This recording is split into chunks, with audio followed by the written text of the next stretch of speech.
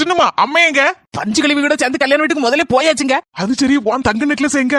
ஒரு மாதிரி fancy necklace போட்டிருக்க. அது வந்து நீ இழுக்கத பார்த்தா சரியில்லையே. என்ன நடந்து சொல்லு, எதனாலும் சொல்லு. அது என்ன நடந்துச்சு தெரியுமா?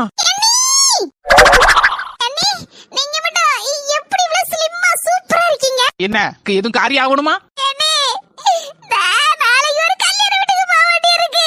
போக வேண்டியதுனே, முத பத்தில போய் திங்கிக்கு தானே போவ. கழுத்துல ஒண்ணு இல்லன்னா கல்யாண வீட்டுல பந்தியில கூட மதிக்க மாட்டாங்க. சாம்பார ஊத்துனா ரசத்தை வாரி ஊத்துதா, ரசத்தை ஊத்துனா தண்ணியை காட்டிட்டு போறா. அதனால உங்க நெக்லஸ் அன்னைக்கு மட்டும் கொடுத்தீங்கன்னா போட்டுட்டு வீடு சாயந்தரம் கொண்டு வந்து தந்துருவேன். எதனால அட்ஜஸ்ட் பண்ணி தானங்க போனோம், அதனால தாங்க நெக்லஸ் கொடுத்தேன். சின்னம்மா உனக்கு வெள்ளந்தி மனசு.